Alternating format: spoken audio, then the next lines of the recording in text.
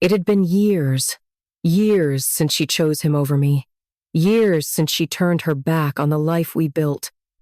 And now, here she was standing in the lobby of my empire, clutching her handbag like it was the only thing holding her together. I never thought I'd see her again. I never thought I'd care. But as I watched her from my office window, something inside me stirred. Not love, not pain, just the cold satisfaction of knowing she had finally realized her mistake. And it was far too late. I should have seen it coming. The signs were all there, her restless eyes, the way she smiled at her phone, the sudden need to stay out late for work. But I ignored it. I wanted to believe in her, in us. Then one evening, everything changed. I came home early, excited to surprise her. But the moment I stepped inside, I felt it, the shift, the unfamiliar scent lingering in the air, the silence that wasn't quite right. And then, the message. One simple text glowing on her screen. I can't wait to see you again. Last night was amazing. My chest tightened. My hands felt numb. I didn't confront her. I didn't cause a scene. I simply placed her phone back where I found it, walked into our bedroom, and started packing. When she came home that night, she didn't even ask why my bags were at the door. She knew. She stood there, arms crossed, face unreadable. Then, after a long silence, she spoke the words that sealed everything. I think this is for the best. No apology, no guilt, just a decision. She had already made her choice. And so I made mine. I walked away without another word. Walking away from her should have felt like the hardest thing I had ever done. But in reality, it was just the beginning. The nights after I left were the worst. The silence was deafening. I told myself I didn't care, that I was better off. But the truth? The truth was that betrayal doesn't just hurt, it changes you. It forces you to face everything you once believed in and burn it to the ground. So I let it burn. I disappeared from the life I once knew. I cut ties with the people who reminded me of her.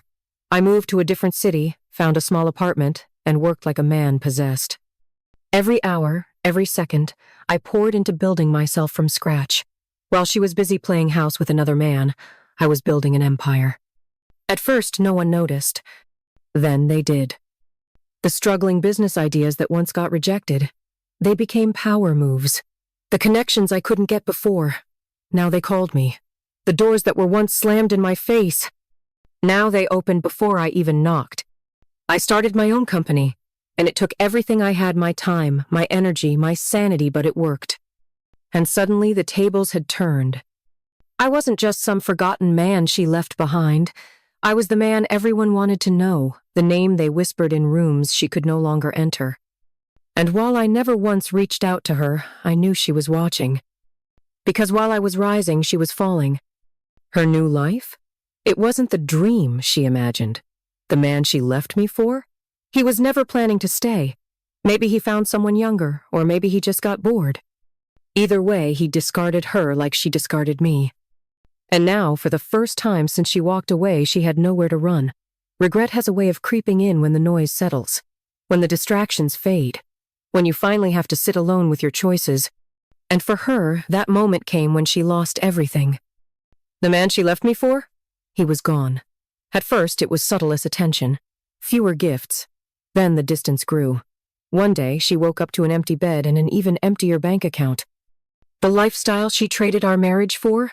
It vanished like smoke. The so-called friends who encouraged her to leave me? They disappeared the moment her status changed. She was no longer the woman in his life. Now, she was just another name they used to know. And that's when she started watching me. It started small, a name in an article, a passing mention in the news, then it became unavoidable. My face on magazine covers, my company breaking into new markets, my name spoken with respect in circles she could never access. She saw me become the man she never believed I could be. And suddenly the realization hit her like a storm she had made the worst mistake of her life.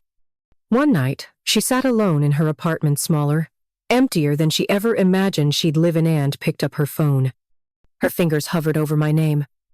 Would I answer? Would I even remember her? Would I forgive her? She knew the answer.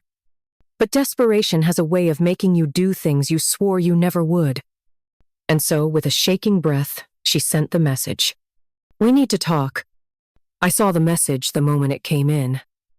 Her name on my screen, a name I hadn't spoken in years. For a moment, I just stared at it. Not because I missed her, not because I cared, but because I knew exactly why she was reaching out. It wasn't love, it wasn't guilt, it was regret. She had lost everything, and now she was looking for a way back. For a split second, I considered ignoring it, deleting it, pretending like she never existed. But then I thought no. She wanted to talk? Fine. I told her to meet me at a place we once called Arsa Quiet Cafe, tucked away in the city. It was one of the few places that still held a shadow of our past. I wanted her to sit there, surrounded by the weight of what she threw away. She arrived early, sitting at a table in the far corner, her hands wrapped around a cup of coffee she barely touched. And when I walked in, I saw it instantly, the regret written all over her face. She looked the same, yet different. Her hair was shorter, her once confident posture now hesitant, uncertain. And her eyes? They didn't hold the same arrogance they once did. When she saw me, she inhaled sharply, as if the sight of me was something she wasn't ready for. "You came," she said softly, her voice almost a whisper. I didn't respond. I just took a seat across from her, leaning back, watching. For a long moment, she just looked at me, her fingers tightening around her cup. "I've missed you," she finally said, her voice trembling. "I know I made a mistake. I was stupid, selfish. I raised a hand, cutting her off. I didn't want her excuses. "Why are you really here?" I asked, my voice calm, controlled. She swallowed, blinking back the emotion in her eyes. "I thought, maybe we could start over. Maybe we could fix things." I almost laughed. She really thought she could walk back into my life like nothing happened, like I had been waiting for her all these years? I leaned forward slightly, my voice dropping lower. "Tell me something. If your life had turned out the way you planned, if he hadn't left you, would you still be sitting here?" Silence. Her breath caught in her throat. She opened her mouth, then closed it, and in that moment, I saw it, the truth she didn't want to say out loud. It wasn't me she missed. It was the security, the comfort, the version of herself she had when she was with me. I leaned back, exhaling slowly. I had my answer. And so did she. She shifted uncomfortably in her seat, her hands gripping the cup like it was the only thing keeping her grounded. The silence between us was thick, suffocating. "It's not like that," she finally whispered. "I swear. Stop," I interrupted, my voice cold, detached. "Just stop." Her lips parted, but no words came. I saw it in her eyes, the desperation, the realization, the fear. She was losing whatever hope she had left. She wanted me to believe she was here because of love, that she had somehow come to her senses, but I knew better. "You didn't choose me when I had nothing," I said evenly. "You don't get to have me now that I have everything." A flicker of something crossed her face, guilt, shame, maybe even the last bit of self-respect she had left. "I know I hurt you," she said, barely above a whisper. "I know I don't deserve another chance, but I just thought—" "That I'd take you back?" I cut in. "That I'd forget everything and let you waltz back into my life like you never walked away." She didn't answer. Because we both knew the truth. She hadn't come back because she couldn't live without me. She had come back because her backup plan had failed. And that's when I knew she wasn't worth hating anymore. Hate requires emotion. Hate means you still care. I didn't. And that was my victory. I pushed my chair back and stood up, sliding my hands into my pockets. "I think you should go," I said, my voice steady. Her breath hitched. For a moment, she looked like she might argue, like she might beg. But then, she saw it in my eyes, the finality, the absolute certainty that there was nothing left between us. Her shoulders slumped. Her hands trembled as she reached for her purse. And just like that, the woman who once walked out on me was now the one being left behind. But before she could stand, I delivered the final blow. "By the way," I said, pausing just long enough for her to look at me, "I'm engaged." Her entire body went still. I watched the color drain from her face, watched as the weight of those two words sank into her like a blade. She parted her lips, but no sound came out. There was nothing left to say. I turned and walked away, leaving her frozen in place, drowning in the regret she created for herself. For years, I had been the one left behind. But now? Now, I was the one walking away. She sat there, motionless. For the first time in her life, she had no words, no excuses, no second chances. She had come here believing she could fix things, that maybe the man she once abandoned would still be waiting. But instead, she found something worse than rejection. She found a man who had moved on. A man who didn't just survive without her, but thrived. Her hands trembled as she clutched her bag, her mind racing with all the things she wanted to say, but it was too late. It had always been too late. Her eyes darted toward the door, hoping, praying that maybe, just maybe, I'd turn back. I didn't. I kept walking, never once looking over my shoulder. She exhaled shakily, blinking away the tears threatening to spill. She had lost me, truly, permanently. Not because I was angry.